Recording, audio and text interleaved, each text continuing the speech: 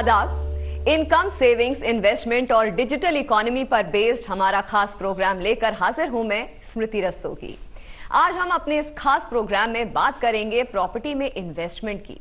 General perception ये है कि प्रॉपर्टी में इन्वेस्टमेंट हर हाल में फायदे का सौदा होता है और इसमें इन्वेस्ट किया गया पैसा हमेशा बढ़ता रहेगा। हालांकि प्रॉपर्टी में इन्वेस्टमेंट जितना अट्रैक्टिव है, इससे जुड़े रिस्क और कॉम्प्लिकेशंस भी कम नहीं हैं। रियल एस्टेट में इन्वेस्टमेंट से जुड़े कुछ सवाल या उलझनें हमारे दिमाग में हमेशा बनी रहती हैं। मसलन, मकान खरीदना बेहतर है या प्लॉट, या फिर कमर्शियल प्रॉपर्टी में पैसा लगाया जाए, कितने दिनों बाद बेचने पर अच्छा रिटर्न मिलेगा। ऐसी उलझनों को दूर करने के लिए प्रॉपर्टी में इन्वेस्टमेंट से जुड़ी कुछ खास बातों पर गौर करना बेहद जरूरी है। इसी को डिटेल में समझने के लिए हमने अपने स्टूडियो में इनवाइट किया है दो खास मेहमानों को।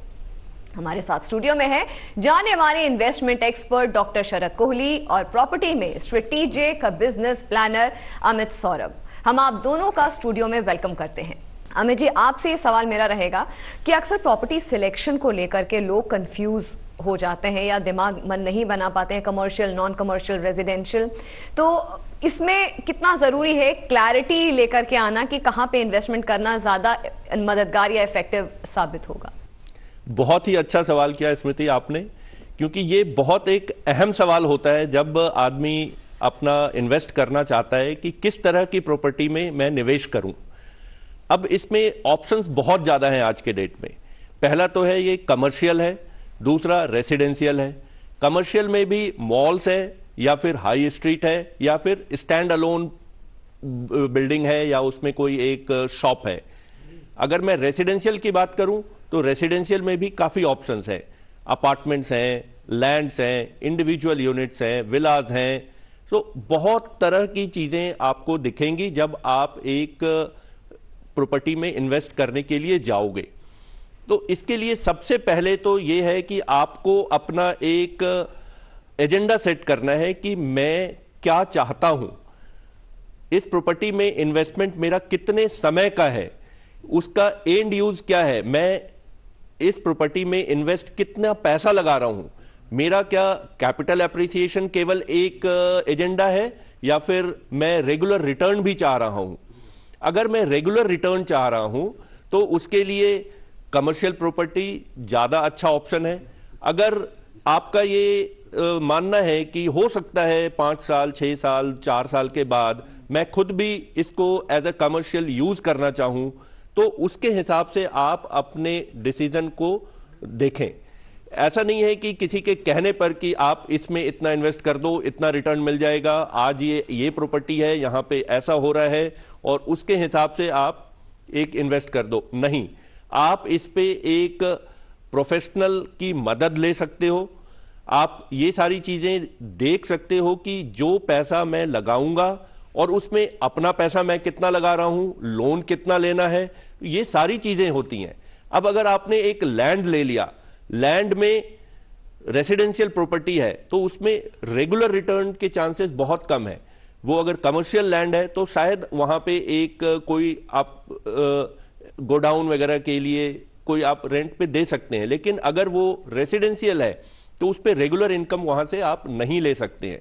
वैसे ही अगर आपने किसी मॉल में प्रॉपर्टी ले ली या किसी अपार्टमेंट्स में प्रॉपर्टी ले लिया और उसको आप रेंट पे नहीं देना चाहते हैं, बट उसके बावजूद आपको एक मंथली मेंटेनेंस चार्ज देना होता है, तो ये सारी चीज़ें आपको ध्यान में रखनी है कि आपका एजेंडा क्या है, आपका पर्पस क्या है, आप किस तरह की रिटर्न चाह रहे हैं। इन सारी चीज़ों को ध्यान में रखते हुए ही आप इन्वेस्ट करें। जी Amit ji, doctor Kohli, present world situation को देखते हुए अगर हम पूरे वैश्विक जो समावेश है उसको समझने की कोशिश करें तो भारत की जो इकोनॉमी है, इंडियन इकोनॉमी है, वो ग्रो कर रही है। ऐसे में प्रॉपर्टी में इन्वेस्ट करना कितना बड़ा पोटेंशियल है उन तमाम लोगों के लिए जो अपना पैसा निवेश कर रहे हैं इस सेक्टर में?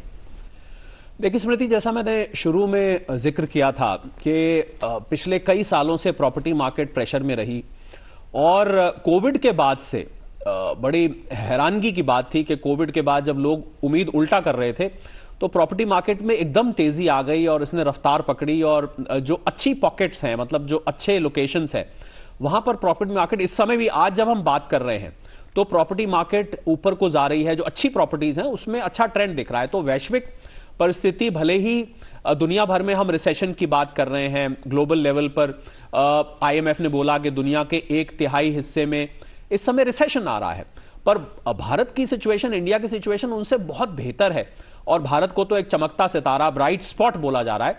तो मुझे लग रहा है वही चमकता सितारा या चमक वाली बात हम प्रॉपर्टी में भी लगा सकते हैं कि प्रॉपर्टी में आज भी चमक है। और अगर आप अच्छी तरीके से इसका सिलेक्शन कर रहे हैं, मतलब आप प्रॉपर्टी की चॉइस अच्छी है इन्वेस्टमेंट के लिए, तो आपको ये अच्छा मुनाफा देके जा सकती है। और जो अमित ने बात कही आपके सवाल को, और अमित ने जो बात कही उसको मैं जोड़कर एक और उसमें कुछ जोड़ना चाहूं या उसमें आगे बताना चाहूं, तो लैंड ऐसा माना जाता है कि देखिए कोई चीज की कीमत कब बढ़ती है, जब उसकी सप्लाई कम हो जाती है। किसी भी चीज की सप्लाई कम होगी, कीमत ऊपर बढ़ने लग जाएगी, डिमांड ज्यादा होगी, सप्लाई कम होगी, तो यही सिद्धांत या यही प्रिंसिपल जो है प्रॉपर्टी में लगता है। तो अगर लैंड की हम बात करें, हम सब जानते हैं कि लैंड तो लिमिटेड है, लैंड सीमित है। लैंड का तो आप ये तो नहीं कि लैंड को बढ़ाते जाते हैं या लैंड की सप्लाई बढ़ती जाए। तो ऐसा माना जाता है कि लैंड अगर आप निवेश कर रहे हैं, भले ही उसमें जैसा अमित ने बताया रेगुलर रिटर्न ना आए, हालांकि कुछ लोग तो लैंड को भी किराए पे लेके उस पर वेयर हाउस या शेड बना देते हैं, पर चलिए हम मान लेते हैं कि लैंड पे खाली पड़ा हुआ है, उसमें कैपिटल एप्रिसिएशन ज्यादा देखी जाती है। और इसके बाद फिर हम कमर्शियल प्रॉपर्टी की बात करें तो ऐसा कुछ ट्रेंड पीछे देखा गया है कि कमर्शियल प्रॉपर्टी में रिटर्न जो था, जो पैसा आ रहा था डिविडेंड के रूप में या आप रेंट के रूप में या कैपिटल एप्रिसिएशन, ये कमर्शियल में ज्यादा आ रहा था। पर अब कुछ पॉकेट्स में हमने देखा है कि रेजिडेंशियल में भी बहुत डिमांड आ रही है। जो बड़े शहरों के आसपास के इलाके हैं, दिल्ली की, मुंबई की, बैंगलोर की, चेन्नई की, अगर हम इन जगहों की बात करें और इनके आसपास जहां लोग ज्यादा ढूंढते हैं रहने के लिए, वहां पर तेजी देखी जा रही है। तो यह डिपेंड करता है स्मृति कि हम किस जगह पर प्रॉपर्टी की सर्च कर रहे हैं, किस जगह पर उसको ढूंढ रहे हैं। यह भी डिपेंड करता है कि वहां पर उसका किराया कितना है, उसकी डिमांड कितनी है, कितनी जल्दी उसमें खरीद फरोख्त हो रहा है, इस पर भी बहुत कुछ डिपेंड करता है। तो लैंड लिमिटेड है, वहां पर कैपिटल एप्रिसिएशन, अगर हम पिछले काफी सालों की हिस्ट्री उठा के देखें तो हम देखेंगे कि लैंड में एप्रिसिएशन ज्यादा मिली है लोगों को। इसके बाद कमर्शियल में फिर काफी एप्रिसिएशन मिली है।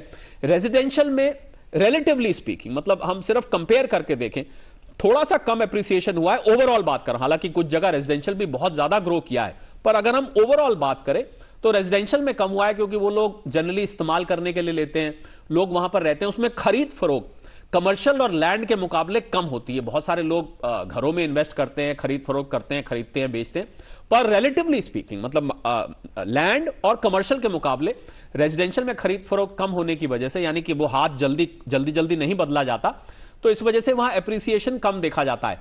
तो ये डिपेंड करेगा स्मृति के हमारे पास पैसा कितना है और हम कितना उस पर लोन लेना चाहते हैं, हम लोकेशन क्या चाहते हैं, हम कितने पीरियड के लिए चाहते हैं। ऐसा भी देखा गया कि लैंड की जो इन्वेस्टमेंट थी उसको जब लिक्विडेट किया गया, जब बेचने के लिए ग्राहक ढूंढा गया तो वो जल्दी मिल गया, कमर्शियल के लिए ढूंढा गया जल्दी मिल गया। पर मुझे एक शख्स मिले जिनका मकान था एक किसी दूर दराज के इलाके में, मुझे उन्होंने बताया साहब मैं पिछले 5 सालों से इसका ग्राहक ढूंढ रहा हूं, मुझे ग्राहक ही नहीं मिल रहा कोई लेने वाला, या तो मैं कीमत को तोड़ दूं ज्यादा, वो भी वो नहीं करना चाहते थे। तो ऐसे भी कई बार होता है कि आप प्रॉपर्टी लेके, आपने सुना होगा अक्सर लोग बोलते हैं यार प्रॉपर्टी लेके फंस गए।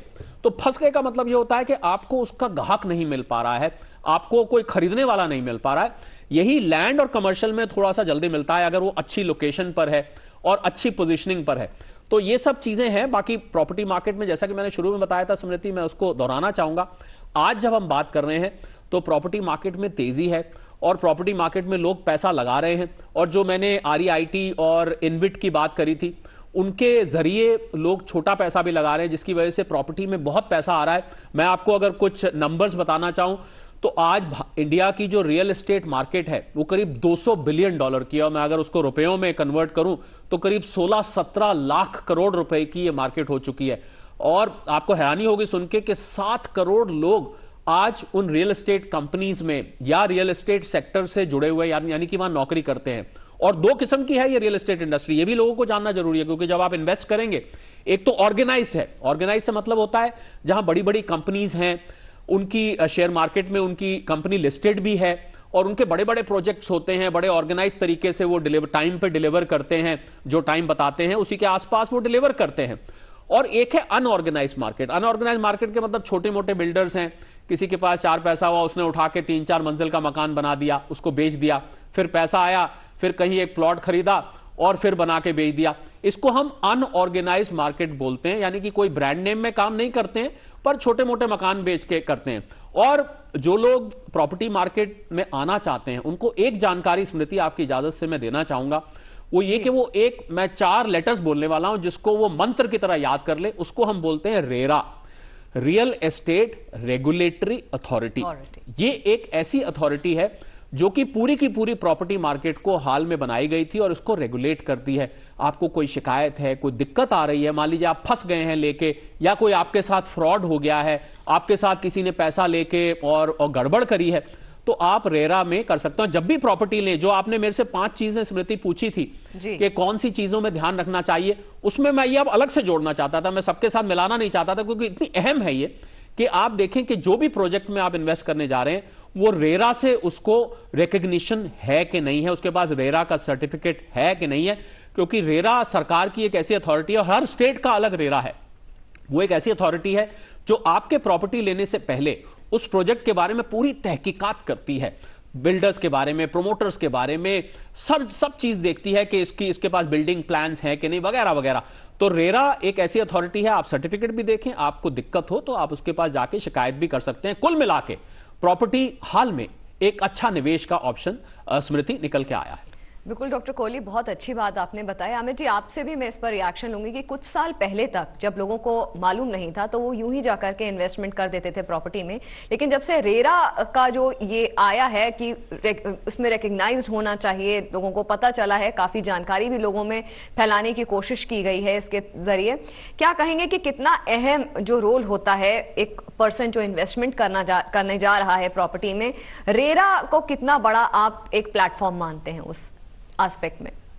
जैसा कि शरद जी ने ऑलरेडी बताया हमें कि रेरा एक बहुत ही अहम चीज है रियल एस्टेट के लिए, और इसलिए उन्होंने उसको एक अलग ही 5 जो उन्होंने बताया उसके अलावा इसको रखा। तो आप इसकी अहमियत समझ सकते हैं कि उन्होंने क्यों एक अलग से इसको बताया। तो जैसे फाइनेंशियल सर्विसेज की अगर मैं बात करूं तो आरबीआई है, इसी तरह से रियल एस्टेट में इस तरह का कोई सिस्टम नहीं था कि रेरा आने के बाद वो जो वैक्यूम था उसको खत्म हो गया। तो आज के डेट में जो भी ऑर्गेनाइज सेक्टर की हम बात कर रहे हैं तो वहां पे एक क्लियरिटी है। रेरा जब से आया है, रेरा के अंडर रजिस्टर्ड कराना जरूरी है एक प्रोजेक्ट को, और रेरा उसकी जो ड्यू डिलिजेंस की हम शरद जी बात कर रहे थे प्रॉपर्टी खरीदने के पहले, तो वो ड्यू डिलिजेंस का जो सारा काम है वो रेरा के अंतर्गत हो जाता है।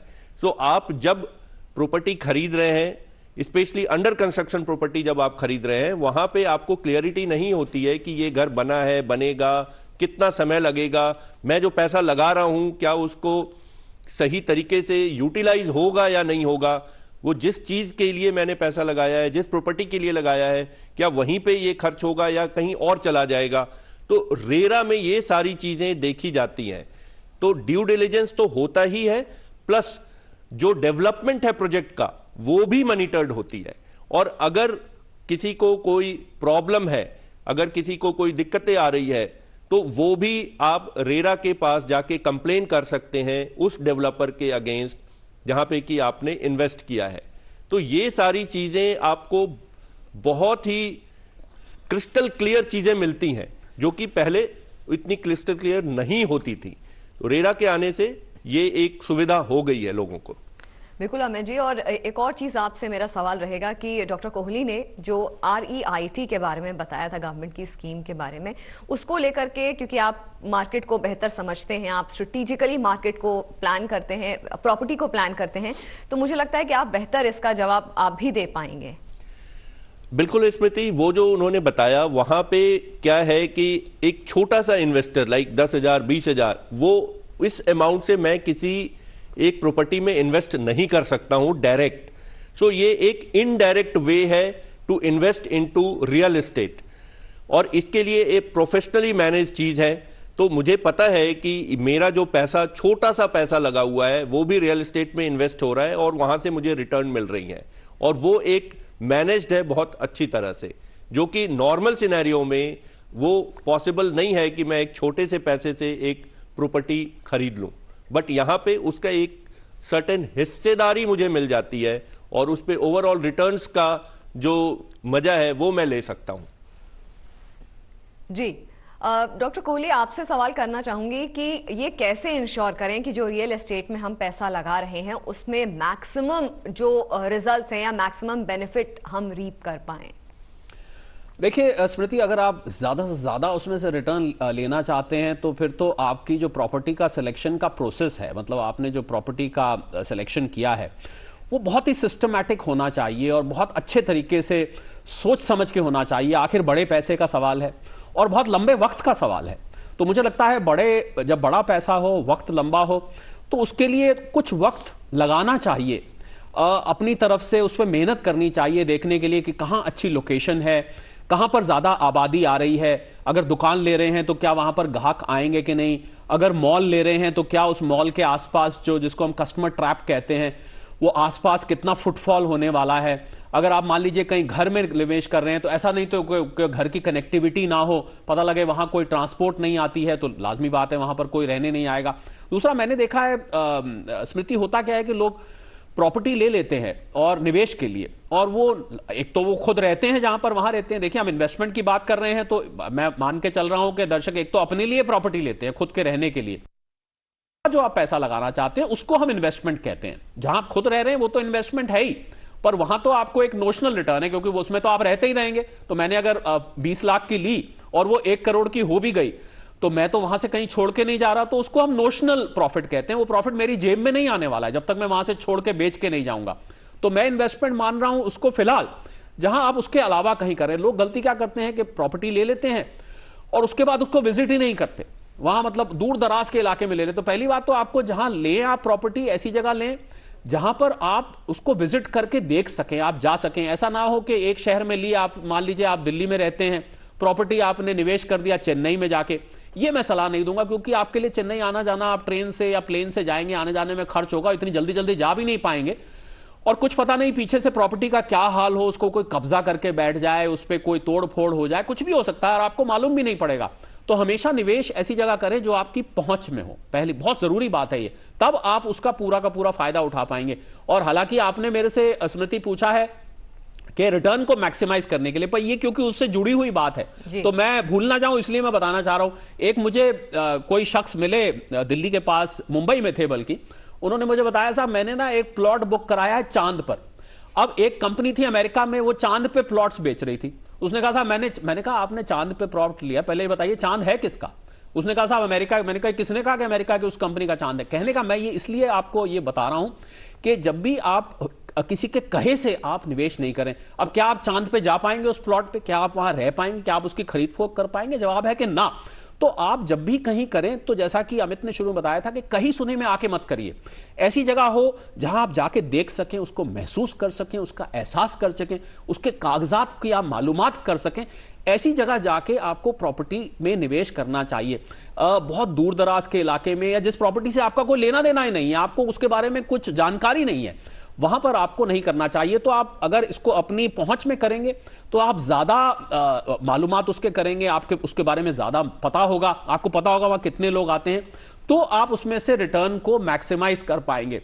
और कोशिश करिए कि प्रॉपर्टी को, अगर आप मान लीजिए कहीं शहर में रहते हैं, वहां से आप 100 किलोमीटर दूर कहीं प्रॉपर्टी ले रहे हैं, तो वहां उसका मुआयना करिए जाके। पहले आप वहां 3-4 बार जाइए, विजिट करिए, देखिए, सुबह को जाइए, दोपहर को जाइए, शाम को जाइए, देखिए वहां पर कैसा माहौल रहता है, कितने लोग आते जाते हैं।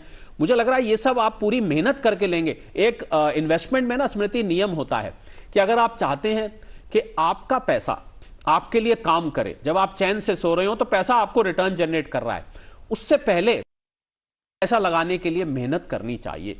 जितनी मेहनत करके आप पैसे को लगाएंगे, और आज हमारे इस शो का, इस डिस्कशन का मेरे ख्याल ऑब्जेक्टिव भी यही है कि आपको ये इस बात से जागरूक करना, इस बात से अवेयर करना कि आप जितनी तहकीकात करके लगाएंगे उतना ही अच्छा। तो अगर मैं आपकी बात का सीधा जवाब दूं तो जितनी ज्यादा तहकीकात, जितनी ज्यादा मेहनत, जितनी ज्यादा आपने उसमें टाइम लगाया है, महीना 2 महीना 3 महीने भी लगते हैं, कोई बात नहीं, लगाइए आप उसमें, क्योंकि आपने तो लंबे वक्त के लिए लेनी है जी। तब आप उसको लेंगे तो आपका रिटर्न ज्यादा से ज्यादा आएगा। ये आपने अच्छी बात कही डॉक्टर कोहली कि कई बार ऐसा होता है कि हड़बड़ाहट में या जैसा कि आमिर जी ने भी कहा, कहे सुने में लोग खरीद लेते हैं और खरीद करके क्लूलेस हो जाते हैं कि इस प्रॉपर्टी का करें क्या या होगा क्या, और बस पैसा लगाने को लगा देते हैं। तो ऐसे में जो आपने बातें बताई उनका ध्यान में रखना बहुत जरूरी है। आमिर जी, अगर आसान शब्दों में समझना चाहें तो 2% रूल फॉर इन्वेस्टमेंट प्रॉपर्टी, इसको आप कैसे समझाएंगे? इस पे सबसे पहले तो मैं शरद जी जो अभी बात कर रहे थे उसी पे मैं एक कड़ी में एक और चीज ऐड करना चाहता हूं कि जब रिटर्न आदमी चाहता है तो इन्वेस्टमेंट के लिए कहां इन्वेस्ट करे। तो एक तो है डेवलप्ड जगह है जहां पे कि इमीडिएट तो आपको बड़ी रौनक दिखती है कि यहां पे बहुत बढ़िया रेट है, सब चीज बढ़िया है, रिटर्न्स अच्छे हैं। लेकिन जब मैं लॉन्ग टर्म की बात करता हूं तो वैसे जगह भी मुझे एक ऑप्शन रखना चाहिए जो अभी डेवलपिंग है, जहां डेवलपमेंट अभी होनी शुरू हुई है और फ्यूचर में वहां पे डेवलपमेंट काफी ज्यादा होगी। तो वो ऑप्शन जरूर देखना चाहिए और उसको कंपेयर करने के बाद सारी चीज कि कितने समय के बाद वहां पे कितना डेवलपमेंट होगा, उसके हिसाब से वहां पे जो रिटर्न है मिलने की प्रोबेबिलिटी वो ज्यादा होगी कंपेयर टू जो ऑलरेडी डेवलप्ड है। वहां पे इमीडिएट रिटर्न तो आ रही है लेकिन कैपिटल एप्रिसिएशन शायद थोड़ा कम हो कंपेयर टू जहां पे अभी अंडर डेवलपमेंट है या डेवलपिंग है। बिल्कुल। तो इन चीजों को ध्यान में जरूर रखना चाहिए। ये खास बात है। बिल्कुल। और डॉक्टर कोहली, आपसे मैं क्लोजिंग रिमार्क्स लेना चाहूंगी क्योंकि बहुत खास रहा है ये जो हमारा डिस्कशन है, जो चर्चा रही है, बहुत खास हमारा ये बातें रही हैं। तो आपसे पूछना चाहूंगी कि ऐसी कौन सी बातें हैं जो आज के आप कहेंगे टेक अवे रहेंगे एक आम जनता के लिए जो हमारा शो देखेंगे? देखिए, टेक अवे की बात करें और हम शो को सम अप करें, जैसे जो लोग देर से भी जुड़े हैं उनके लिए भी फायदा हो जाएगा। पहले तो प्रॉपर्टी निवेश के लिए हाँ है कि आप पूछें कि पता नहीं ये इन्होंने क्या बताया, ये कह रहे हैं लगाएं भी कि ना लगाएं, प्रॉपर्टी निवेश में हाँ है। दूसरा, तहकीकात पूरी होनी चाहिए। तीसरा, दस्तावेज कागजों का पूरी की पूरी मालूमात जरूरी है। और छोटा और बहुत बड़ा बात जो इसमें निकल के आई कि आप छोटे पैसे से भी प्रॉपर्टी में लगा सकते हैं। जरूरी नहीं कि यहाँ लाखों करोड़ों की बात हो, यहां पर चंद हजार रुपए यानी 10, 15, 20 हजार रुपए से भी आप प्रॉपर्टी में, हमने REIT और इनविट की बात की थी, जिन लोगों ने मिस किया उसमें आप पैसा लगा सकते हैं। अपने जो आपके जो इन्वेस्टमेंट कंसल्टेंट हैं उनसे बात करें, उनसे पूछें कि साहब कौन सी REIT इनविट स्कीम आजकल चल रही है, मैं उसमें पैसा लगाना चाहता हूं। और आप बाकायदा उतना ही रिटर्न ले सकते हैं जो कि 2 करोड़ 3 करोड़ 5 करोड़ लगा के कोई शख्स लेता। आप भी मान लीजिए उसको 15-20% रिटर्न मिलता, आपके 10-15 हजार रुपए पर भी उतना ही रिटर्न आएगा क्योंकि आप उस पूरे पूल का हिस्सा हैं। तो ये ज्यादा अच्छी बातें आज निकल के आई हैं और मुझे लगता है लोग अगर इनका ध्यान रखेंगे और प्रॉपर्टी में पैसा लगाएंगे तो आपको दिन दूना रात चौगना मुनाफा हो सकता है। पर शर्त यह रहेगी कि आप इन सब बातों का ध्यान रखें। आप दोनों ही मेहमान आज वक्त निकालकर हमारे साथ शिरकत किया है इस शो में, आपका तहे दिल से धन्यवाद। धन्यवाद। पैसा बोलता है कि इस खास कड़ी में फिलहाल इतना ही। हमारा ये प्रोग्राम आपको कैसा लगा इस पर आप अपनी राय हमें भेज सकते हैं। इसके लिए हमारा ईमेल आईडी है ddurduspecials@gmail.com। इसी के साथ हमारी पूरी टीम को दीजिए इजाजत। आदाब।